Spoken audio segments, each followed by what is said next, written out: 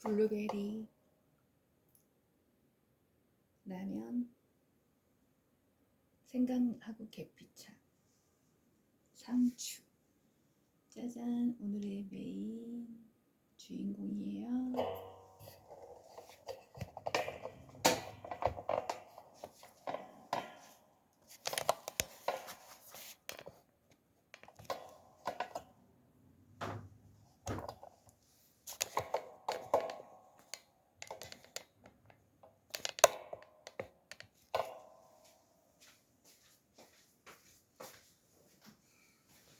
감사합니다. 잘 먹겠습니다.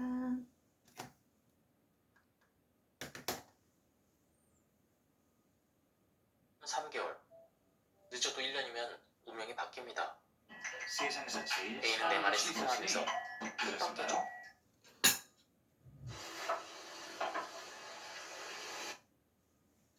뜻밖의 조건을 붙였다.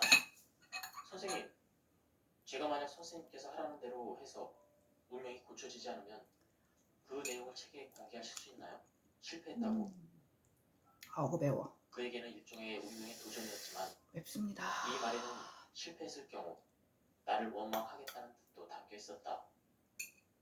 하지만 나는 그럼하고 확실히 말해주었다. 그로부터 1년이 지난 후에 A는 다시 내 앞에 나타났다. 선생님, 저는 요즘 행복해요. 말씀하신 대로 했더니 정말 좋은 운명이 보이기 시작했습니다. 나는 속으로 다행이라 느꼈고 A에게 다짐을 받았다. 잘 됐군요. 그렇다면 이제 내 말이 맞았다는 것을 어디에든 공개해도 되겠습니까? A는 대답했다. 예, 그럼요. 이상은 운명 개선에 성공한 사례인데 요점은 인간의 처세가 운명을 결정한다는 것이다. 지나치게 바쁜 것은 수완의 지제로서 이 괴상은 사건 사고를 초래해서 일이 점점 더 호요같다는 것이고 자기 노출이 심한 것은 택지체로서 복이 쌓이지 않는다는 뜻이다.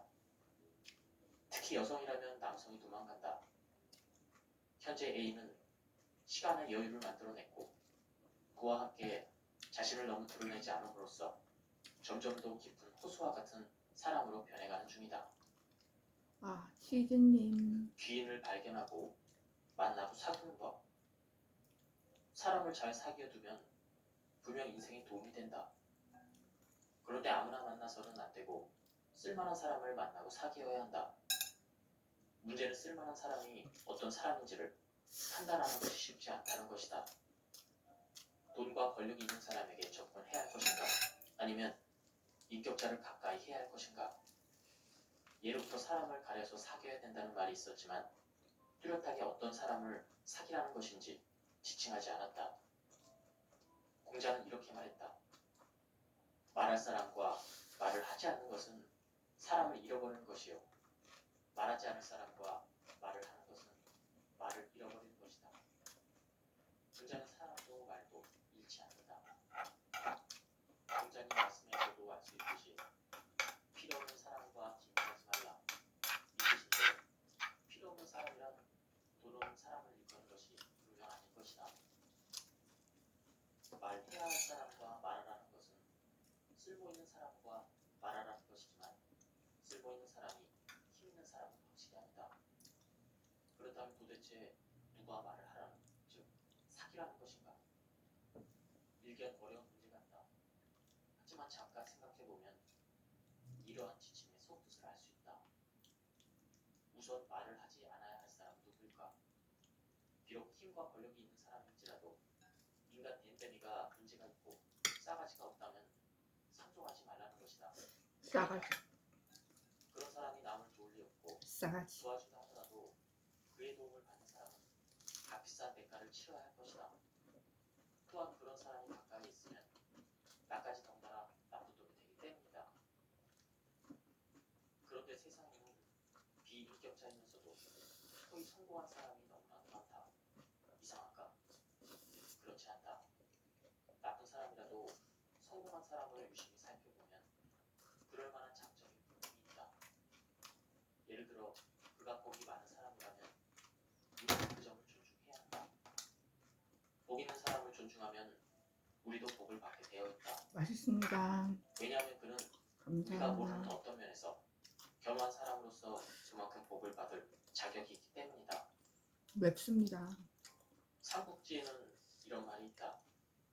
용감한 장수는 지혜로운 장수만 못하고 지혜로운 장수는 인격 있는 장수만 못하며 인격 있는 장수는 복 있는 장수만 못하다. 여기서 결론은 복 있는 사람, 복 있는 사람은 귀한 사람이라고 해석해도 된다.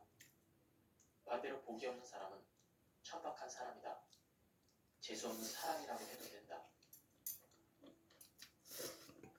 귀한 사람이란 지위가 높은 사람이나 부유한 사람도 해당되겠지만 인격이 고매한 사람, 복이 많은 사람, 장점이 많은 사람도 해당되는 것이다. 샤워하고 또한 장굴고 천박하고 깜빡했네요. 재수없는 사람이란 가난하고 힘이 없는 사람이 아니다.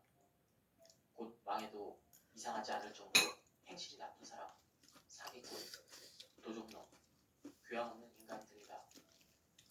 그러나 일단 사람을 만나면 그가 누구든 긍정적으로 바라봐야 한다. 그러고 나서 그 중에서 쓸모없는 놈, 이것은 돈이 많고 적음을 따지는 것이 아닙니다.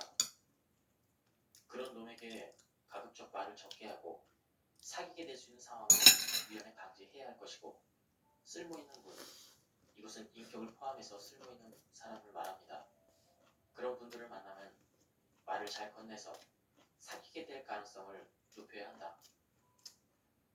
하지만 지나치게 사람을 차별하면 나 자신이 얌체 같은 사람이 되므로 귀인으로부터 벌을 받게 된다. 인간관계는 인생의 외교다. 그러니 시간과 에너지를 많이 투자해야 한다. 비록 엄마나 아내가 일찍 들어오라고 잔소리를 해도 귀인을 만날 기회가 생기면 그것을 놓쳐서는 안 된다. 말해야 할 사람과 말할 수 있는 소중한 기회를 버리게 되는 것이다. 누구를 사귈 것인가는 대충 밝혀졌다. 사람은 당연히 현실을 충실해야 되지만 그에 못지않게 중요한 것은 끊임없이 귀한 사람을 찾아 나서는 것이다. 물론 그 전에 이미 알고 있는 사람들도 상추 내 모습을 귀하게 닭갈비쌈. 보여주어야 한다. 즉 가는 곳마다 귀인을 만나고 나 자신도 항상 귀하게 보이도록 노력해야 한다는 것이다. 그러기 위해서는 실제로 나 자신이 귀한 사람이 되어야 한다. 인간관계란 멀리 보고 경건한 마음으로 최선을 다해야 한다.